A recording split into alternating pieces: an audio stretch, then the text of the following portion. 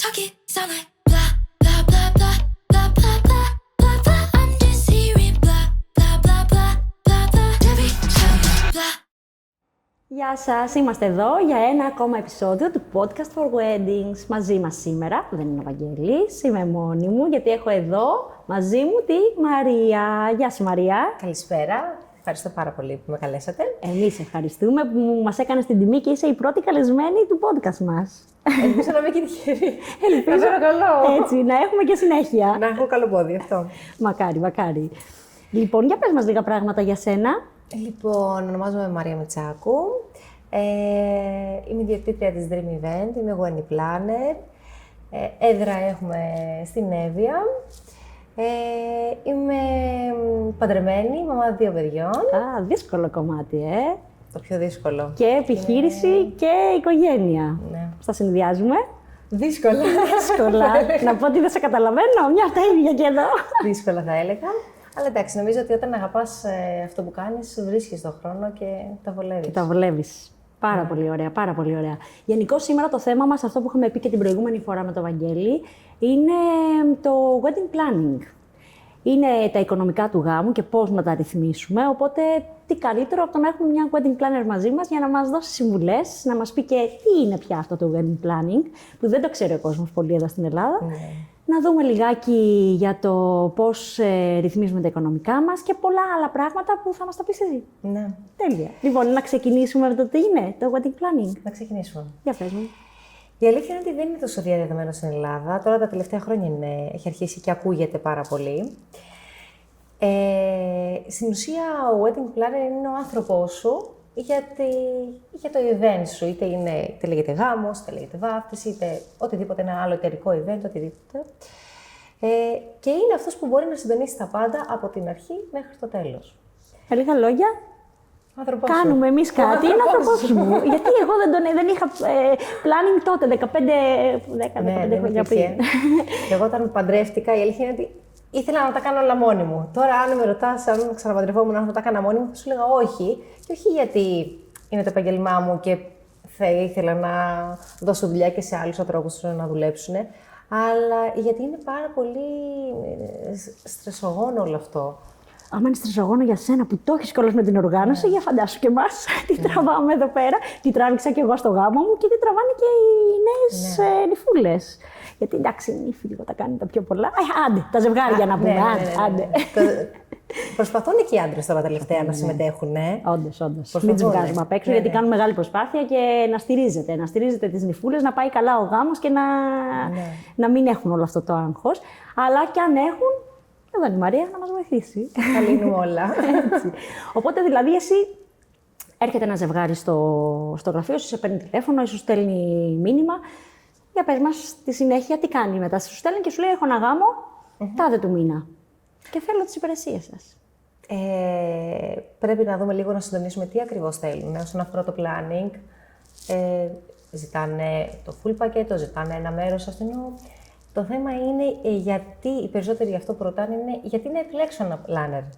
Για πες μας, γιατί να επιλέξει δηλαδή ένα ζευγάρι. Και είναι πάρα πολύ.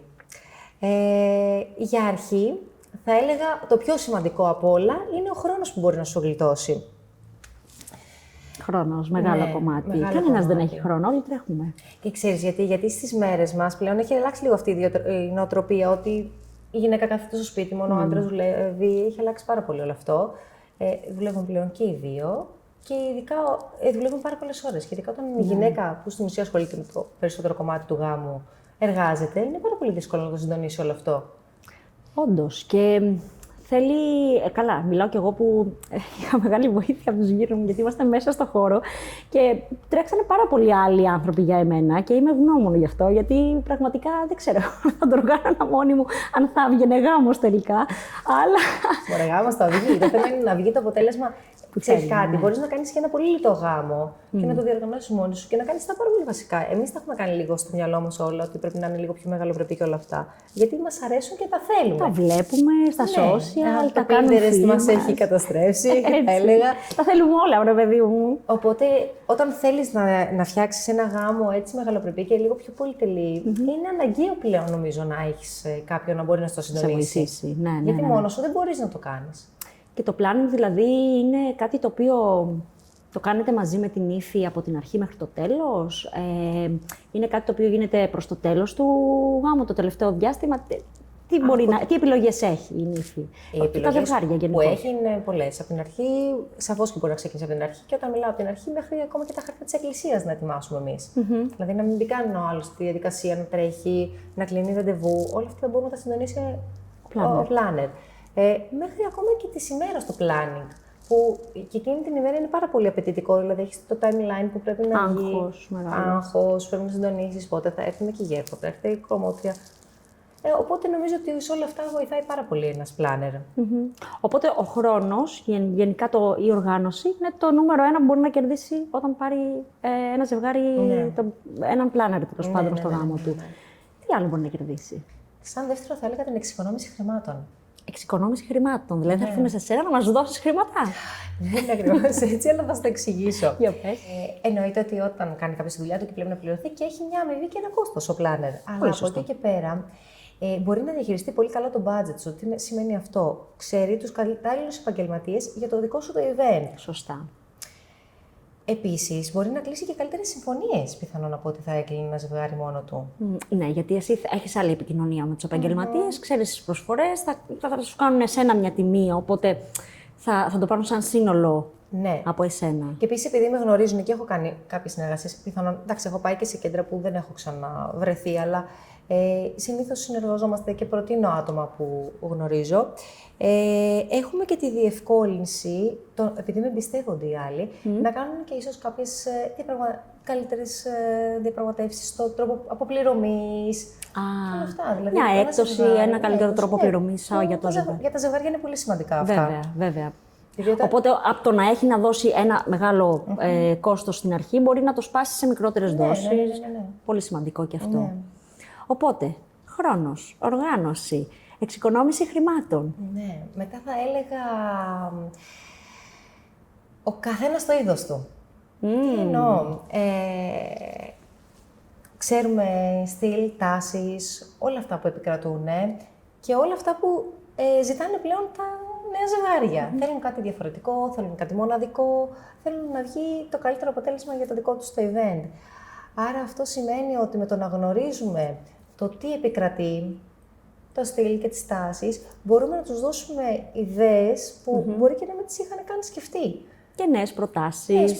Γιατί εμείς, όταν πήγαμε να παντρευτούμε, ξέραμε τι έχουν κάνει οι άλλοι οι γνωστοί μας, οι φίλοι μας στο γάμο τους και ερχόμαστε και σου λέμε, να, έχω δει αυτό. Μπορεί αυτό να ήταν 1-2 χρόνια πριν. Εσύ όμως ξέρεις τι κυκλοφορεί τώρα και έχεις να προτείνεις και το κάτι καινούριο. Να είναι διαφορετικό. Να κάνουμε όλες κόκκινα τριαντάφυλλα ή λευκά τριαντάφυλλα, υπάρχουν κι άλλα. Λέω τώρα ένα στυλ διακόσμησης. Υπάρχουν άλλα που δεν μπορούν να τα σκεφτούν και δεν μπορούν να τα κάνουν, να τα φανταστούν πώς θα είναι εκείνη την ημέρα το ζευγάρι. Σωστά. Οπότε τους βοηθάς να τους το ξεδιαλύνεις λίγο στο μυαλό και να τους το παρουσιάσεις με όσο πιο απλό τρόπο γίνεται για να έρθει κοντά τους να το κατανοήσουν. Όμορφα. Κάτι άλλο? Έχουμε κι άλλα. Έχουμε πάρα πολλά. Έχουμε πάρα πολλά. Ωραία. Είμαι έτοιμη να τα ακούσω. Και εγώ και τα ζευγάρια μας. Θα έλεγα λοιπόν μετά ότι μπορεί να προτείνει τους καλύτερους επαγγελματίες. Επειδή τους ξέρει. Επειδή τους ξέρει. Πολύ επειδή έχει συνεργαστεί πολλές φορές με αυτούς. Όταν έρχεται ένα ζευγάρι να αναλάβουμε το κομμάτι του planning, έστω ότι π.χ. έχουμε συμφωνήσει να κλείσουμε το κέντρο μαζί. Με βάση το budget, με βάση το τι τους αρέσει, το θέλω σε πισίνα, θέλω σε θάλασσα κοντά, θέλω σε βουνό, όλα αυτά. Θέλω να έχει φοίνικες, θέλω να έχει κάτι, οτιδήποτε. Θα τους δώσουμε συνήθως είναι από 2 έως 3 προτάσεις για αρχή. Εντάξει, εννοείται ότι μετά, αν δεν τους αρέσει κάποια αυτή την πρόταση, δίνεις και άλλες προτάσεις. Αλλά συνήθως είναι οι προτάσεις που πιστεύεις ότι είναι καλύτερες για αυτούς. Και γενικά, δηλαδή, όταν έχεις συνεργαστεί με έναν άλλον άνθρωπο και ξέρεις ότι μπορεί να κυλήσει καλά η ροή, είναι πολύ καλό. Και κακά τα ψέματα, τώρα στο κομμάτι του γάμου είναι πολύ εμπορικό, έχει γίνει μια μεγάλη βιοτεχνία. Δηλαδή, ακόμα στο κομμάτι των φωτογράφων, υπάρχουν τόσοι φωτογράφοι που τα ζευγάρια μπερδεύονται, δεν ξέρουν πλέον πού να πάνε. Και θέλουν μια βοήθεια, ένα μπουστάρισμα. Γιατί εσύ θα καταλάβεις και το στυλ τους. Τι θέλουν, τι προσωπικότητα έχουν, εσύ επειδή θα κάνεις την αρχική κουβέντα μαζί τους, θα καταλάβεις τις ανάγκες τους σε όλο το κομμάτι του γάμου. Αυτό που λες, από το τι κέντρο θέλουν, από το τι στολισμό θέλουν, από το τι φωτογράφο και τι στυλ θέλουν και θα τους προτείνεις ανάλογα. Αν δηλαδή είναι πιο απλό το ζευγάρι ή δεν θέλουν κάτι πολύ μεγαλειώδες τέλος πάντων, θα τους πας σε μια αντίστοιχη λύση. Σε όλα τα κομμάτια, και στο στολισμό τους και στο φωτογράφο τους και υπάρχουν και διαφορετικά στυλ. Ο άλλος μπορεί, τώρα λέω, ο άλλος μπορεί να θέλει να οργανώσει το γάμο του 1,5 χρόνο πριν. Ο άλλος να θέλει να το οργανώσει 1 μήνα πριν. Ναι. Και εσύ να τρέχεις. Και εσύ τρέχεις, ναι. Υπάρχουν και αυτές τις περιπτώσεις, δεν το συζητάμε. Γιατί έχω συναντήσει κι εγώ πολλές φορές, άλλοι να είναι πολύ οργανωτικοί ή να είναι πολύ αγχώδεις και να έρχονται πάρα πολύ νωρίς. Ή να είναι. Αυτό να ξέρεις είναι το χειρότερο. Για πες, γιατί.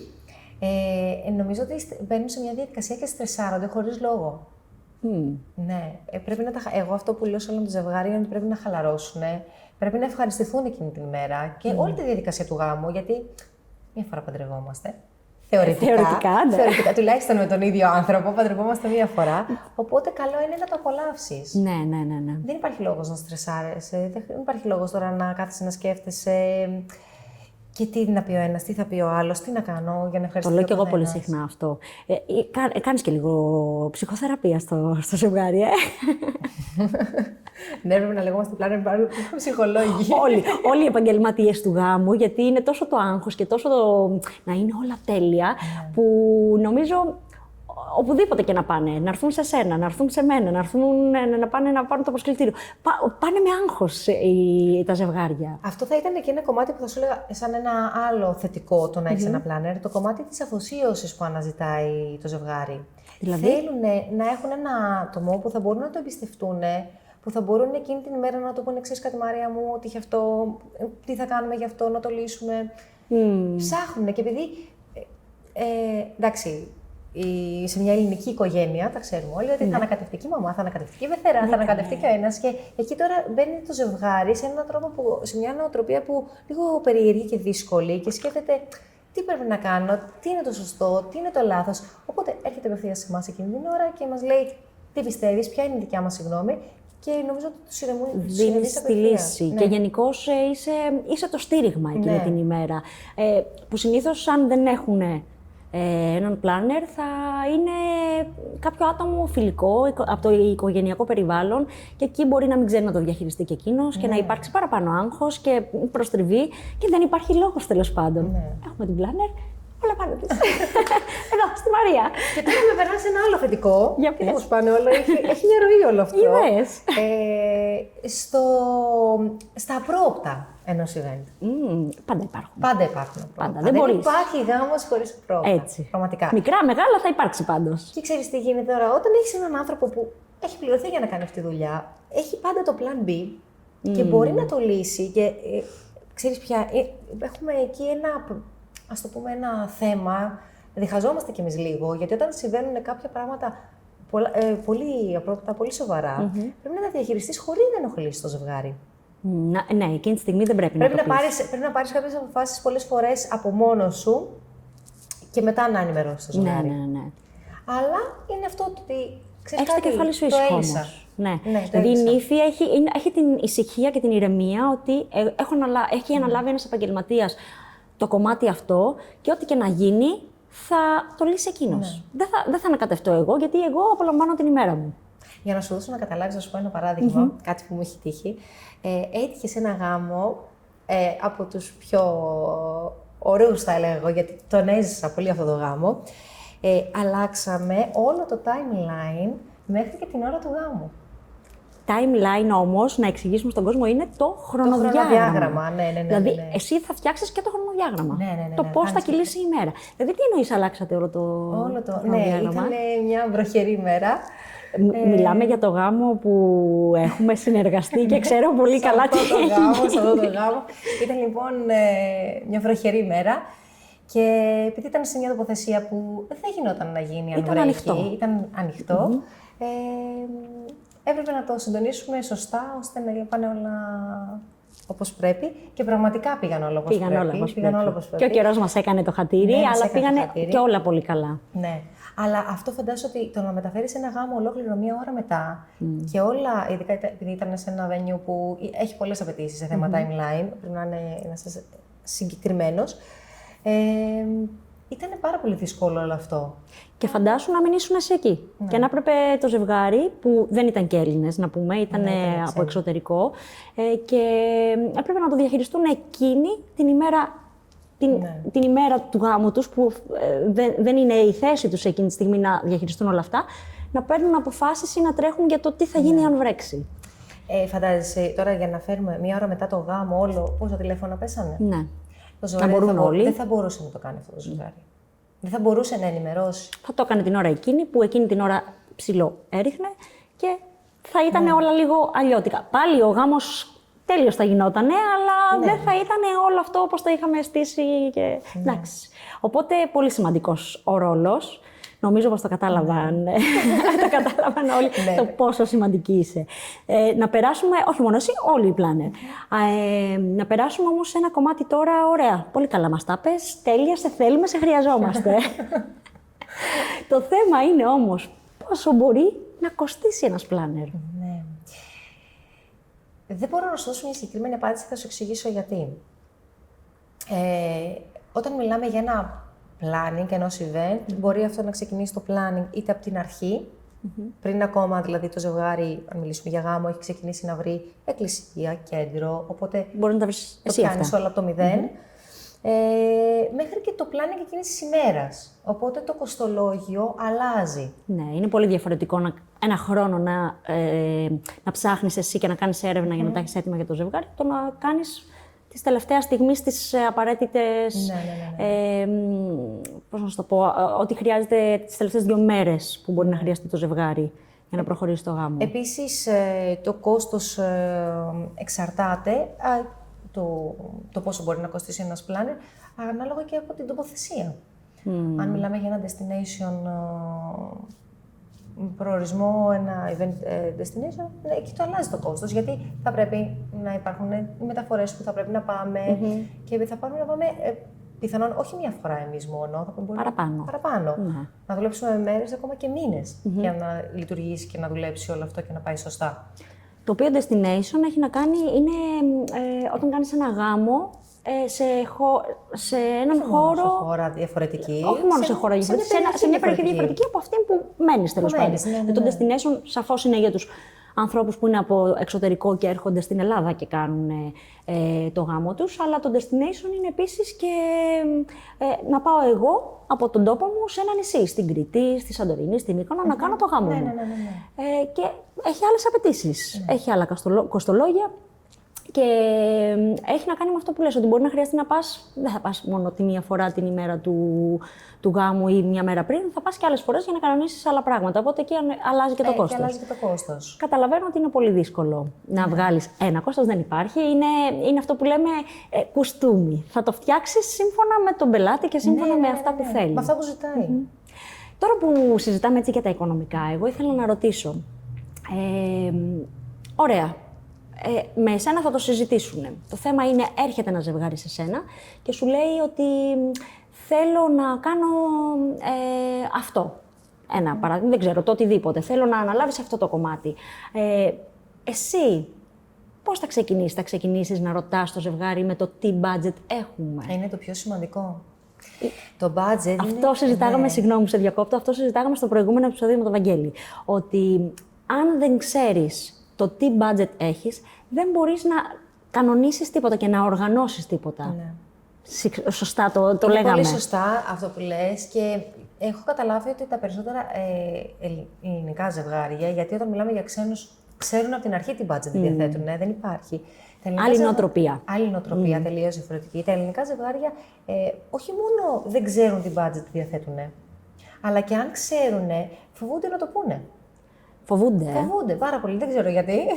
Δεν μπορώ να πω. Ναι, δεν είμαστε πολύ συνηθισμένοι. Δηλαδή, έχουμε λιγάκι αυτό το ότι να κρύψουμε το τι χρήματα έχουμε.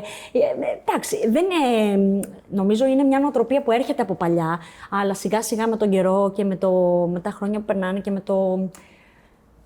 αλλάζουν τέλος πάντων τα δεδομένα. Νομίζω πως θα φύγει και ήδη το βλέπουμε ότι φεύγει. Δηλαδή και εγώ που κάνω ερώτηση όσον αφορά τα οικονομικά, αν έχουν συγκεκριμένο όριο στη φωτογραφία του γάμου. Οι περισσότεροι όντως δεν θα πούν, αλλά υπάρχουν και κάποιοι που πλέον θα αναφέρουν ότι εγώ ξέρω, έχω ορίσει αυτό το ποσό για το γάμο μου. Οπότε ανάλογα μπορείς να προτείνεις σε αυτή την περίπτωση ότι μέσα στο budget αυτό μπορούμε να κάνουμε αυτά τα πράγματα. Και αν δεν ξέρεις... Αν δεν ξέρεις και την budget. Και το budget παίζει πάρα πολύ μεγάλο ρόλο και πόσους καλεσμένους έχεις. Δεν μπορεί να είναι το ίδιο αν έχεις 50 καλεσμένους ή αν έχεις 250. Σωστά. Αυτό αλλάζει τα πάντα γιατί το μεγαλύτερο κόστος ενός γάμου, φαντάζομαι, είναι η δεξίωση. Η δεξίωση, ναι. Φαΐ, το ποτό, όλα αυτά. Όταν κοστολογείς έναν γάμο, κάπου διάβαζα μάλιστα, το οποίο μπορεί να είναι και ένα άλλο θέμα συζήτησης ολόκληρο, ότι πώς να μοιράσεις τα οικονομικά του γάμου. Δηλαδή, έχεις ένα ποσό α, 50.000. Λέω εγώ τώρα ένα τυχαίο ποσό, μπορεί να είναι τεράστιο, μπορεί να είναι μικρό, μπορεί να είναι δεν ξέρω. Το 40% περίπου έχει να κάνει με το κέντρο. Και ανάλογα ύστερα ποσοστία, δηλαδή 10, 15, 8, τα μεταφέρεις στις υπόλοιπες δραστηριότητες. Αλλά αν δεν ξέρεις τι budget έχεις, θα πας στο περίπου, θα μπορεί να σου φύγει να δώσεις παραπάνω χρήματα π.χ. στο φωτογράφο, πόσα θα έπρεπε μέσα στο budget σου να υπολογίσεις. Και να ξέρεις ότι μπορείς να κόψεις από κάπου αλλού, δηλαδή μπορείς να το δεις, αν τα βλέπεις όλα αρμονικά. Τι κάνουν τα νέα ζευγάρια, ξεκινάνε και ψάχνουν στην αρχή κέντρο, εκκλησία, και μετά πάνε σε φωτογράφο, σε φωτογράφο. Εκεί λίγο την πατάνε με ποια έννοια. Το ότι αν δεν τα διαχειρίζεσαι όλα μαζί, αν δεν δεις από την αρχή και πόσο μπορεί να σου στοιχήσει ένας στολισμός, για παράδειγμα, δεν ξέρεις πώς θα διαχειριστείς τον budget σου. Μπορεί εκεί λίγο να το χάσεις. Ενώ αν δεις, αν τα κάνεις όλα ταυτόχρονα, θεωρητικά, ας το πούμε, και βλέπεις ότι ο φωτογράφος στοιχίζει τόσο, η διακόσμηση στοιχίζει τόσο, μπορεί να σου έρχεται μία ή άλλη. Μπορεί όντως να ξεφεύγεις λίγο στο budget π.χ. του φωτογράφου από ό,τι το έχεις υπολογίσει, αλλά η διακόσμηση να είναι λίγο πιο οικονομική. Οπότε να σου έρθει μία ή άλλη. Οπότε πρέπει να το βλέπεις λίγο σφαιρικά, όχι μεμονωμένα. Αυτό όμως δεν ξέρω κατά πόσο θα είναι εύκολο να το κάνει ένα ζευγάρι εξ αρχής. Όχι, αν το κάνει μόνο το όχι. Αν το κάνεις εσύ, επειδή έχεις γνώση του πόσο μπορεί να κοστίζει, μπορείς να συμβουλεύσεις το ζευγάρι και να του πεις ότι ξέρεις τι, επειδή ο στολισμός που μου ζητάς δεν θα βγει τελικά στα 1.000 ευρώ, θα βγει στα 500. Αυτά τα 500 μπορείς να διαθέσεις κάπου αλλού. Και πάλι ένα τέτοιο σημαντικό, τι όφελος μπορεί να έχει το ζευγάρι από έναν πλάνερ. Γιατί μπορεί να του κόστιζε παραπάνω αυτό που είπες, το εξοικονόμηση χρημάτων. Μπορεί να του κόστιζε παραπάνω τελικά λόγω άγνοιας. Και να μην μπορούσε να το διαχειριστεί σωστά. Και άλλου να έδινε 500 παραπάνω, 500. Ενώ με σένα θα μοιράζει όμορφα. Και πάντα μπορούμε να μειώσουμε και το budget. Να διαχειριστούμε το budget και να μειώσουμε κάποιες προσφορές, κάπως λίγο να ρίξουμε το κόστος για να μπορέσουμε να πέσουμε στο budget. Τα ωραία πες μας, τα ζευγάρια μας στέλνουν λύσεις, στέλνουν tips. Πες μας λοιπόν, πες μας ένα tip για να μειώσουμε το κόστος του γάμου. Για παράδειγμα, εγώ θα έλεγα για αρχή να ξέρεις τι θέλεις. Όταν ξέρεις τι θέλεις, όταν π.χ. πας σε έναν φωτογράφο, θα σου δώσει μία προσφορά γενική. Όταν δεν ξέρεις τι θέλεις, θα σου τα συμπεριλάβει όλα. Εάν όμως είσαι πιο συγκεκριμένος και ξέρεις ότι εγώ θέλω αυτό, αυτό και αυτό, τότε πολύ πιθανόν ο φωτογράφος να σου έχει βάλει, και ο κάθε φωτογράφος ή οτιδήποτε. Παραπάνω πράγματα από όσα θες. Διακόσμηση, παραπάνω πράγματα από όσα θες. Σωστά. Οπότε με το να κάνεις λίγο πιο συγκεκριμένα αυτά που θέλεις, θα μπορέσεις ίσως να ρίξεις και κάποιες προσφορές που σου έχουν δώσει. Μετά θα μπορούσαμε να πούμε ότι θα μπορούσες να γλιτώσεις κάποια χρήματα αν δεν κάνεις αγορά νηφικού, κάνεις ενοικίαση. Δηλαδή, έτσι τέτοια μικρά κολπάκια θα μπορούσες να το ρίξεις το κόστος. Σωστά. Πολύ όμορφα όλα αυτά που μας είπες και βοηθητικά πολύ για τα ζευγάρια μας. Τώρα το θέμα μας είναι ότι αν αποφασίσεις το ζευγάρι να έρθει σε εσένα, πόσο καιρό πριν προτείνεις να έρθει σε εσένα? Λοιπόν, θεωρητικά θα έλεγα από 10 με 12 μήνες πριν, για να μπορέσουν να κυλήσουν όλα ομαλά και πιθανόν αν έχουν κάποιες ιδιαίτερες προτιμήσεις. Π.χ. αν θέλουν ένα συγκεκριμένο κέντρο να γίνει η δεξίωσή τους, αν θέλουν μια συγκεκριμένη εκκλησία, γιατί το έχουν φανταστεί εκεί. Εκεί πιθανόν να χρειάζεται αυτός ο χρόνος ο επιπλέον που δίνουμε. Γιατί στην Ελλάδα έχουμε και έτσι το έχουν καθιερώσει ότι ένα χρόνο πριν κλείνεις δεξίωση, εκκλησία, φωτογράφο. Σωστά. Αυτό είναι το τρίπτυχο. Είναι το Βέβαια, αυτό μπέρδεψες πριν το ένα μήνα με το ένα χρόνο, αλλά όπως είπαμε πριν, υπάρχουν και ζευγάρια ένα μήνα. Αυτός ο γάμος που λέγαμε πριν, ένα μήνα πριν. Οπότε αυτό θα σου πω ότι γίνεται. Πάντα 10 με 12 μήνες, αλλά πάντα γίνεται και τελευταία στιγμή αν έρθεις. Εντάξει, στον ένα μήνα το μόνο που δεν μπορείς να στείλεις είναι τα invitation, τα προσκλητήρια. Ναι. Ηλεκτρονικά. Μόνο αυτό θα σου λέγα. Ναι, ηλεκτρονικά μια χαρά γίνεται, αλλά μόνο αυτό θα σου λέγα ότι ίσως λίγο δεν θα μπορέσεις, ναι. Δεν θα μπορέσεις να κάνεις. Δεν προλαβαίνεις το έντυπο, αλλά από εκεί και πέρα εντάξει, υπάρχουν και άλλοι τρόποι. Αλλά όλα τα άλλα νομίζω ότι μπορείς να τα βρεις και μια χαρά θα κυλήσει ο γάμος σου. Και ίσως να είναι, να σου πω, πιο εύκολο για τα ζευγάρια. Γιατί λένε ένα μήνα έχω, πρέπει να τα κάνω όλα μέσα ένα μήνα. Τελείωσε. Και όλο το άγχος περιορίζεται στον ένα μήνα, όχι στον ένα χρόνο. Παιδιά, ένας μήνας είναι αρκετό. Αλλά πάρτε πλάνερ. Αυτό είναι το σημαντικό από όλη την κουβέντα. Αν δεν στον ένα μήνα. Έτσι. Λοιπόν, εγώ θέλω λιγάκι να επανέλθουμε σε αυτό που είπες για το destination. Γιατί είπαμε, destination δεν είναι μόνο για τους ξένους, είναι και για τους Έλληνες. Επειδή έχουμε κάνει κι εμείς, έχεις κάνει κι εσύ, τι δυσκολίες μπορεί να έχει ένα ζευγάρι αν θέλει να κάνει έναν γάμο destination, να φύγει από την περιοχή του και να πάει κάπου αλλού? Αυτό που κατάλαβα κατά τη διάρκεια του κορονοϊού είναι ότι πολλά ζευγάρια αποζητάγαν τελικά το λίγο πιο προσωπικό το event. Να μην έχουμε τα 400 αυτά τα άτομα. άτομα τα πολλά. Το αποζητάγανε. Οπότε έτσι λίγο καθιερώθηκε και στην Ελλάδα, μπορώ να πω, και όχι μόνο με τους ξένους. Βρήκαν ευκαιρία λιγάκι. Βρήκαν ευκαιρία να λένε ότι ξέρεις κάτι, πάμε να παντρευτούμε εμείς και 20 άτομα σε ένα νησί. Σωστά. Το έχω δει και εγώ γενικώς. Ότι αυτό στον κορονοϊό βοήθησε πάρα πολύ. Ναι. Μαζευτήκαμε λιγάκι. Βέβαια τώρα αρχίζει να ανοίγει πάλι, αλλά. Λίγη και καλή, εγώ θα έλεγα στην προηγούμενη περίπτωση.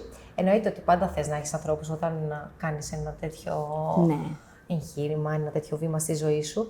Αλλά είναι κάποιες φορές που θες λίγο να είστε πιο ιδιωτικότητα, λίγο πιο πολύ. Το δύσκολο τώρα σε αυτό το κομμάτι, σαφώς αν δεν έχεις πλάνερ, είναι ένα πάρα πολύ δύσκολο να το συντονίσεις. Γιατί δεν ξέρεις επαγγελματίες, πού να απευθυνθείς, πώς να το συντονίσεις. Αλλά το πιο δύσκολο θα έλεγα το οικονομικό κομμάτι. Και όχι μόνο το οικονομικό κομμάτι του ζευγαριού. Γιατί εντάξει, εννοείται ότι όταν πας να κάνεις ένα γάμο σε ένα νησί, ξέρεις ότι όλα θα είναι πολύ πιο αυξημένα. Αλλά είναι και το budget που διαθέτουν και οι καλεσμένοι σου. Γιατί σαφώς όταν έρχονται θα πρέπει να μείνουν κάποιες μέρες, να έχουν κάποια παραπάνω έξοδα από ότι αν το κάνανε εδώ που είναι η τοποθεσία σας. Εκεί αλλάζει. Αυτό θα έλεγα ότι είναι η μεγαλύτερη δυσκολία. Απλά αν είναι οι πολύ κοντινοί, λες, πιστεύεις ότι θα τα διαθέσουν και ότι θα έχουν την καλή θέληση και την καλή διάθεση. Κάποιες φορές βέβαια το προσφέρουν και τα ζευγάρια. Είναι όλα ανάλογα την δυνατότητα του κάθε ζευγαριού. Υφίσταται τη μία διαμονή να την πληρώνουν τα ζευγάρια. Τώρα, αν θες να το κάνεις και διακοπές, βέβαια. Αν δεν το κάνεις διακοπές. Και 2 μέρες ακόμα. Δεν θα ήταν άσχημα. Αν δεν το 5 μέρες, δεν θα το πληρώνεις. Όχι, εντάξει, δεν είναι και υποχρεωμένο. Πάλι εντάξει. Λοιπόν, τώρα δεν ξέρω τι θέλω να σε ρωτήσω. Τέλειωσες με αυτό ή θες να προσθέσεις κάτι άλλο? Νομίζω ότι τελειώσαμε. Ωραία. Τα υπόλοιπα από κοντά τέτα-τέτ με τα ζευγάρια. Έτσι. Όποιοι θέλουν destination. Θέλω να σε ρωτήσω, αν υπάρχουν περιπτώσεις που έρχεται ένα ζευγάρι και σου λέει ότι θέλω κάποια πράγματα τα οποία δεν σε βρίσκουν και πολύ σύμφωνοι. Δηλαδή, αλλιώς εσύ το έχεις ονειρευτεί, πιθανόν από το τηλέφωνο ή από την πρώτη επαφή που είχατε, και πας να τους πεις τις προτάσεις σου και τελικά κάτι άλλο θέλουν που δεν το πολύ θέλεις, δεν είναι πολύ το στυλ σου, είναι πολύ έξω από τα νερά σου. Τι κάνεις σε αυτή την περίπτωση? Θα σου πω, για αρχή δεν έχει σημασία το πώς το έχω ονειρευτεί εγώ. Το θέμα είναι πώς το έχει ονειρευτεί το ζευγάρι, γιατί είναι δικιά τους μέρα. Πρέπει να είναι ξεχωριστός. Κάθε γάμος για μένα είναι ξεχωριστός. Εμένα αυτό που με ενδιαφέρει είναι να γνωρίζομαι με τα ζευγάρια, για να γίνουμε φίλοι μαζί τους, για να μπορούμε να βγάλουμε και αυτή τη μοναδικότητα που έχει ο κάθε γάμος. Γιατί δεν είναι ένα εργοστάσιο μπαμπα αυτό σε όλους. Αυτά τα 10 έχω, πάρτα, γεια σας. Πάρτα, τελείωσε. Κάθε ζευγάρι είναι διαφορετικό και θέλω να βγάζω κι εγώ τη διαφορετικό κάθε φορά για να Φτιάχνεται και η καλύτερη δουλειά μου και όλα αυτά. Ναι, σωστά. Από εκεί και πέρα, η αλήθεια είναι ότι πολλά ζευγάρια μπορεί να μην έχουν τόσο τις γνώσεις, το τι συμβαίνει, τα στυλ, τις τάσεις, να μην μπορούν να ταιριάξουν. Ακόμα μου έχει τύχει να μην μπορούν να ταιριάξουν χρωματολογία, χρώματα. Οπότε εκεί τώρα, έρχεσαι εσύ να τους προτείνεις. Ναι, εκεί τώρα λοιπόν πρέπει με ένα πολύ ωραίο και διακριτικό τρόπο να τους προτείνεις για να μπορέσεις να βγάλεις όσο το δυνατόν το πιο όμορφο αποτέλεσμα για την ημέρα τους. Όμορφα. Και όλο από ό,τι καταλαβαίνω, το θέμα είναι στο ότι παντού, σε όλα τα κομμάτια, έχεις ένα συμβουλευτικό ρόλο. Ναι. Παντού. Δεν θα τους συμβουλέψεις για το τι πρέπει να προσέξουν, τι πρέπει να κάνουν. Και αυτό ακόμα που δεν το έχουν εικόνα στο μυαλό τους και τους βοηθάς εσύ να το οραματιστούν, είναι. Εγώ δηλαδή δυσκολεύομαι πάρα πολύ αν δεν το έχω το άλλο κάτι μπροστά μου να το σκεφτώ. Ναι. Οπότε είσαι εκεί πάντα. Ναι, για να δίπλα τους στο το ζευγάρι δείχνεις. για να τους το δείξεις. Ναι. Εκεί είναι και το mood board, κάνεις διάφορα mood board. Ναι, με εικόνες που μπορεί να ταιριάξουν, χρωματολογία και όλα αυτά, για να τους το κάνεις και πιο ξεκάθαρο το πώς θα είναι. Τους βοηθήσεις να το σκεφτούν, ναι, πώς μπορεί να βγει. Ναι, πώς μπορεί να βγει. Τώρα έχω μια τελευταία απορία. Νομίζω τελευταία μπορεί να μου έρθει και καμιά άλλη. Κάτσε. Και τρομάζεις.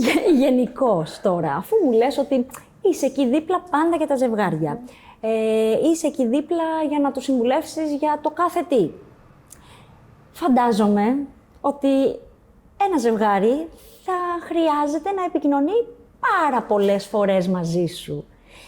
Υπάρχει κάποιο όριο? Μας είπες πριν ότι είσαι και μανούλα, έχεις 2 υπέροχα παιδάκια, έχεις τον άντρα σου, έχεις την οικογένεια στο σπίτι σου, πέρα από τη δουλειά σου. Υπάρχει κάποιο όριο στην επικοινωνία? Πότε μπορεί να επικοινωνεί μαζί σου ο άλλος? Είναι συγκεκριμένες οι ώρες που δίνεις? Πώς το ισορροπείς όλο αυτό? Ναι. Αυτό θα σου λέγω ότι είναι και μία από τις δυσκολίες της δουλειάς μας. Γιατί δεν μπορεί να είναι όλα κάτι θα υπάρχει είναι μία δύσκολο. από τις δυσκολίες της δουλειάς μας. Η αλήθεια είναι ότι ναι, ο καθένας. Ειδικά αν μιλάμε και με ζευγάρια από το εξωτερικό, έχουμε άλλα ωράρια. Εντελώς, ναι, βέβαια. Άλλα ωράρια. Δηλαδή μου τυχαίνει πολύ, μου απαντάνε τη νύχτα και λες τώρα για αυτούς είναι μέρα. Δεν πρέπει να απαντήσω. Η αλήθεια είναι ότι το έχω περιορίσει λίγο. Έχω προσπαθήσει να το έχω σε συγκεκριμένες ώρες, δηλαδή τη νύχτα πλέον δεν απαντάμε. Αναγκαστικά, εκτός τώρα είναι κάτι πολύ επίγον. Λέω τώρα, αν είναι αύριο ο γάμος. Και χρειάζεται κάτι επίγον. Θα απαντήσω, δεν το συζητάμε. Αλλά νομίζω ότι αν δεν είναι κάτι επίγον, μπορεί να περιμένει. Την άλλη μέρα εκεί θα είμαι για αυτούς. Ναι. Και το λύνουμε. Ναι, είναι ένα κομμάτι. Τώρα, όσον αφορά με τα ζευγάρια του εξωτερικού, έχει τύχει πίσω ψέματα, κρυφά από τον άντρα μου. Ξυπνάς τη νύχτα εκεί με τις πιτζάμες, βάζεις ένα μπουκαμισάκι από πάνω. Σε κάποια mail. Λέω, μήπως κάνεις και βιντεοκλήση εκείνη την ώρα. Όχι, βιντεοκλήση δεν κάνω, αλλά σε κάποια mail θα μπορώ να απαντήσω. Ναι. Θα το κάνω. Λες, πάω λιγάκι μέσα στην κουζίνα να δω κάτι, ξέρω εγώ. Θα φτιάξω τη λίστα για αύριο και πας και μιλάς. Ναι. Οπότε ναι, είναι μία από τις δυσκολίες του επαγγέλματός μας αυτή. Πέρα λοιπόν από αυτό, από την επικοινωνία, υπάρχουν και άλλες δυσκολίες που υπάρχουν στο κομμάτι της δουλειάς? Ναι, θα έλεγα ότι το πιο δύσκολο κομμάτι, και πέρα από την επικοινωνία, είναι και το πιο ωραίο κομμάτι τελικά. Και ωραίο και δύσκολο. Ναι. Για πες. Είναι το να είναι όλα εκείνη την ημέρα τέλεια. Έχεις πάρα πολύ μεγάλη ευθύνη απέναντι στο ζευγάρι που σου έχει εμπιστευτεί για εκείνη την ημέρα, να βγάλεις το τέλειο αποτέλεσμα. Οπότε... Υπάρχει όμως κάτι τέτοιο σαν να είναι όλα τέλεια? Πάντα δεν... Ναι, όχι, υπάρχει. Υπάρχει. Γιατί όχι. Υπάρχει. Δηλαδή, εγώ έχω, με πολλά ζευγάρια μου έχουμε κρατήσει τόσο καλή σχέση, οπότε θεωρώ ότι για εκείνους ήταν όλα τέλεια εκείνη την ημέρα. Έχουμε κρατήσει πολύ καλές επαφές με κάποια... από τα ζευγάρια, όχι κάποια. Περισσότερα. Όλα. Όλα, Είσαι πάρα πολύ καλή στη δουλειά σου, λοιπόν. Τώρα που το σκέφτομαι. Οπότε αυτό είναι το πιο δύσκολο κομμάτι που έχεις τόσο άγχος να κυλήσει και να βγει καλά εκείνη η μέρα. Και στο τέλος, όταν θα έρθει η ώρα που θα έχει κοπεί και η τούρτα, θα έχουν πέσει τα πυροτεχνήματα. Παίρνεις μια ανάσα. Παίρνεις μια ανάσα και όταν λοιπόν θα μας δεις και θα χαλαρώσουμε κι εμείς και θα έχουμε κι εμείς ένα ποτό στο χέρι. Έχουν πάει όλα τέλεια. Σημαίνει ότι όλα έχουν πάει τέλεια. Έτσι. Και από ό,τι καταλαβαίνω, πάνε πάντα τέλεια. Ναι. Πάντα τέλεια πάνε, εντάξει. Γιατί να μην πάνε, να σου πω κάτι. Άμα τα έχεις όλα οργανωμένα, έχεις πάρει έναν άνθρωπο επαγγελματία, αφήνεσαι στα χέρια του και απολαμβάνεις. Γιατί να μην πάνε τέλεια? Ναι. Αυτό είναι και το πιο Event σημαντικό. planning, λοιπόν. Αυτό είναι. Event planning. Αυτή είναι η λύση. Ναι. Στα ζευγάρια που δεν έχουν χρόνο, στα ζευγάρια που είναι μακριά ο τόπος που μένουν από τον τόπο που θα κάνουν το γάμο τους. Η λύση είναι το event planning. Ναι. Γενικά, εγώ θα έλεγα να φεθούν και να εμπιστευτούν. Ναι. Άτομο. Άλλη κουβέντα, άλλο επεισόδιο. Το να εμπιστευτείς τους επαγγελματίες. Ναι. Πολλές φορές το συναντάω και εγώ στη δική μας τη δουλειά, ότι ναι μεν κάνουμε μια συνεργασία, γιατί είναι συνεργασία. Οποιαδήποτε δουλειά, με οποιοδήποτε συνεργάτη συνεργαστείς για την ημέρα του γάμου σου, και δυσκολεύονται τα ζευγάρια να εμπιστευτούν απόλυτα. Το λέω και εγώ πολύ συχνά στα ζευγάρια μας, ότι την ημέρα εκείνη εσείς δεν έχετε, εσείς απλά απολαύστε το. Τα υπόλοιπα στο κομμάτι το δικό μας και εσείς στο κομμάτι το δικό σου είναι δικά μας θέματα. Δεν αξίζει εκείνη την ημέρα να ασχολείστε με αυτά. Αυτό. Έτσι είναι. Πάρα πολύ όμορφα. Ευχαριστούμε πάρα πολύ. Που τα είπαμε. Για μένα ήταν η πρώτη φορά που κάνω κάτι τέτοιο όλο αυτό. Οπότε Καλέ, εμείς βγαίνουμε χρόνια, νομίζεις, και για μας καινούριο είναι. Λίγο τρακ, νομίζω, υπήρχε, αλλά... Μια χαρά, μας τα είπες υπέροχα. Νομίζω πως έδωσες πολλές λύσεις και έλυσες απορίες που μπορεί να είχαν τα ζευγάρια μας. Οπότε να περιμένεις από εδώ και πέρα να έρχονται τα ζευγάρια, να σε ρωτάνε, να σε παίρνουν τηλέφωνο. Μπορεί να κάνεις κι εσύ να εκμοντερνιστείς και να δίνεις λύσεις τέτοια, να κάνεις ένα podcast που να είναι πάνω στο event planning. Το έχει ανάγκη ο κόσμος, νομίζω. Το έχει ανάγκη, γιατί υπάρχουν ζευγάρια πολλά που έρχονται και δεν ξέρουν. Δεν ξέρουν, γιατί είναι λογικό. Είναι ο πρώτος τους γάμος. Ρωτάνε φίλες, ρωτάνε γνωστούς, βλέπουν από γνωστά ζευγάρια, αλλά δεν ξέρουν πραγματικά. Οπότε εδώ αυτό που κάνουμε, και αν με το καλό το κάνει και κάποιος άλλος, είναι πολύ βοηθητικό. Ναι. Ευχαριστούμε πάρα πολύ. Ευχαριστώ. Εύχομαι να σας άρεσε, να μας ακολουθήσετε στα social και να ακολουθήσετε και τα επόμενα επεισόδια μας και να μας κάνετε καρδούλες, να μας ακολουθείτε και να ακούτε τα νέα μας και τα υπόλοιπα podcast. Ευχαριστούμε πάρα πολύ. Να είστε καλά. Cause every time you talk it sound like